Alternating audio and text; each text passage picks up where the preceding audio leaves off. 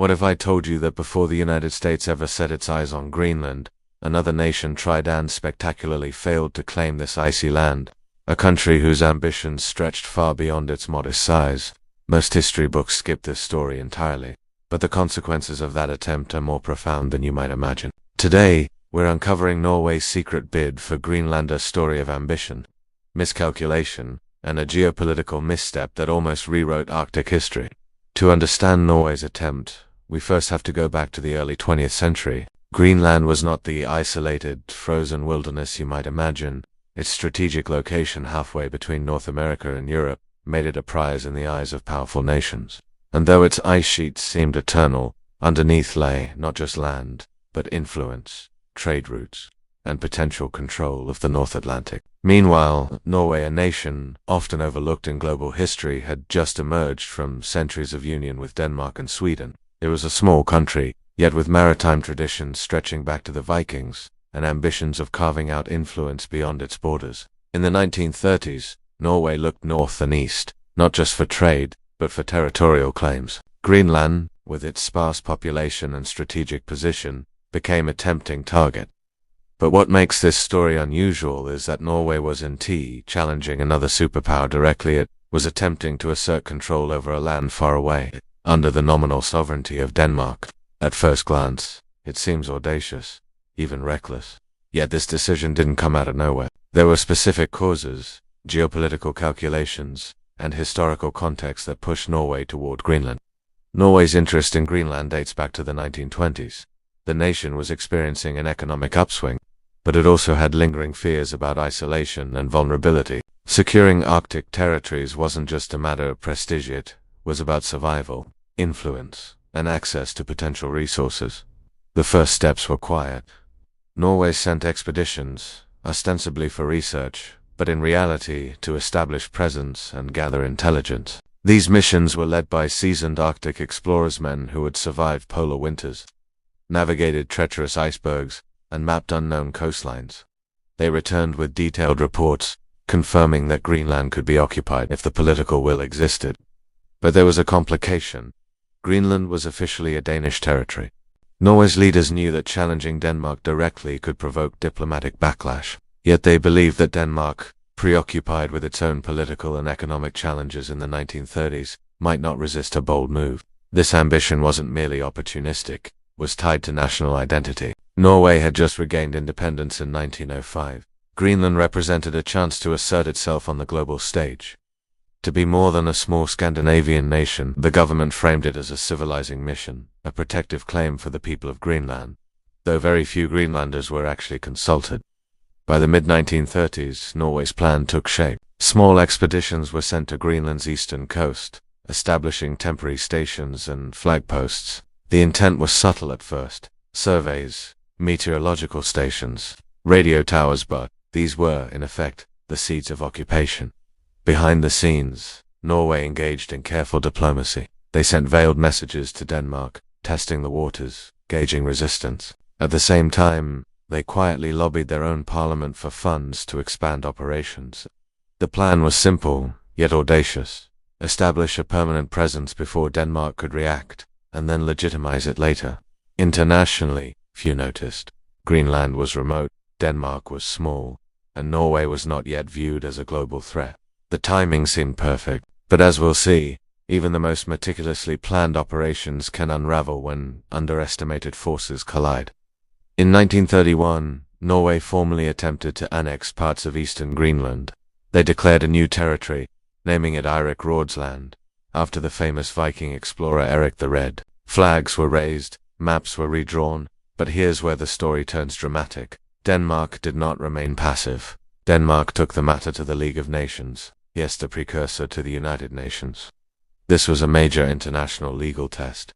Could Norway claim a territory already recognized as Danish? The Norwegian government argued that eastern Greenland was terra nullius, nobody's land, but the evidence was thin. Denmark had long-standing claims, settlements, and indigenous populations under their administration. The League's ruling in 1933 was decisive. Denmark retained sovereignty over all of Greenland. Norway's occupation, though audacious, was legally null. For Norway, It was a humiliating defeat on the international stage, but this wasn't the end of the story. Norway's failure left lingering questions. Why did a small nation think it could claim a remote territory? And what were the broader consequences for international law and Arctic geopolitics? The answers lie in the aftermath, how Norway tried to fix the situation, and why those fixes failed too. In the next segment, we'll explore the fallout of Norway's failed Greenland occupation, the political repercussions at home, the lessons for future Arctic claims, and the surprising ways this episode foreshadowed modern disputes over the Arctic and strategic territories. We'll also connect this story to today, showing how patterns of ambition, miscalculation, and global law repeat themselves sometimes with far more serious consequences. Previously, we uncovered Norway's daring but ultimately failed attempt to claim Greenland before America entered the picture. Flags were raised, maps were redrawn, but international law and Danish persistence crushed Norway's ambitions. But what happened after that failure? And why does this obscure episode matter today? That's where our story deepens. The League of Nations ruling in 1933 was a public blow to Norway's prestige. National newspapers criticized the government for overreaching, calling it a polar blunder. Politicians argued bitterly over whether the failed expedition had been worth the effort or the expense, but the repercussions went beyond embarrassment. Norway's defeat forced a re-evaluation of Arctic policy. Ambitions to expand in Greenland were shelved, and resources were redirected toward domestic economic development. Yet the psychological impact lingered.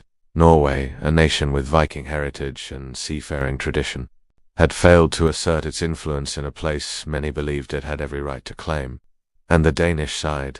Denmark solidified its control, investing in Greenlandic administration and reinforcing international recognition. The failed Norwegian attempt inadvertently strengthened Denmark's presence, creating a long-term precedent. The Arctic was no longer terra nullius. Any future claims would be scrutinized under international law, a critical lesson for mid-century geopolitics. Norway didn't abandon the idea entirely.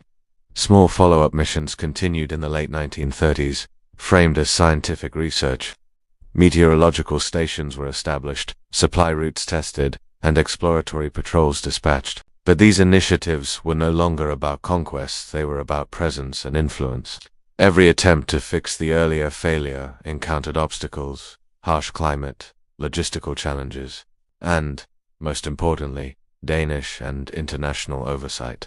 By the time World War II erupted, Norway's Greenland ambitions had largely vanished, overshadowed by global conflict and the rise of more powerful actors in the Arctic, including the United States. In a way, Norway's failed occupation was a prelude to larger patterns in Arctic geopolitics. Bold ambitions, meeting environmental limits, legal barriers, and international pushback. Now, let's fast forward to the present. Greenland is no longer a frozen backwater. Climate change, strategic positioning, and untapped resources have made it a focal point for global powers. The United States, China, and even Norway watch Greenland carefully, but the lessons of the 1930s still resonate. Visual satellite footage of Greenland, US and Chinese research bases, melting ice caps.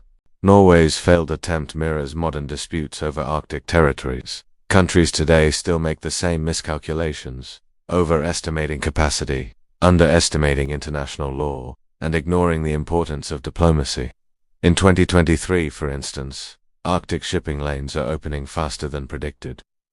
Resource claims, oil, rare earth minerals, and fish stocks are sparking tensions reminiscent of Norway's Greenland push, though now on a global scale. Consider this. Greenland's ice sheet holds 2.85 million cubic kilometers of ice. That's not just frozen water, it's potential geopolitical leverage. Whoever controls access to Greenland has influence over Arctic shipping routes, natural resources, and even climate data that shapes global policy. Norway's early failure is a stark reminder that ambition alone is not enough. Preparation, legal strategy, and diplomacy are essential. Visual charts showing Arctic shipping routes, potential resource maps, and country claims. The pattern repeats. Ambitious nations act boldly, miscalculate, face legal or environmental pushback, and then recalibrate. From Norway in the 1930s to modern Arctic strategies. History shows that overreach without groundwork almost always ends in failure. From this obscure episode in Arctic history, we can draw 3 clear lessons. 1. Ambition needs preparation. Norway's failure wasn't due to lack of desire, but inadequate planning and misreading international law. Ambition without preparation leads to costly failures. 2. International law matters. Even a small nation can be constrained by treaties, agreements, and global institutions. Norway's defeat reinforced the role of international law in territorial disputes, something every nation must respect. 3. History repeats in patterns. The same dynamics that doomed Norway and Greenland appear today. Environmental challenges, geopolitical ambition, and the clash between power and law. Understanding these patterns helps us predict potential conflicts before they escalate. Here's the warning.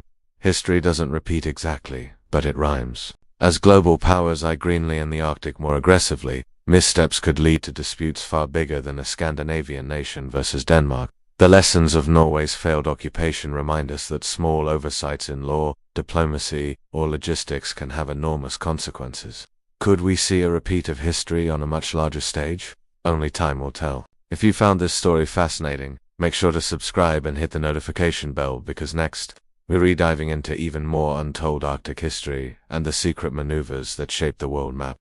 Share this video with anyone who loves history, geopolitics, or true stories of ambition and failure. And comment below, what would you have done if you were in Norway's position back then? Let's explore history together.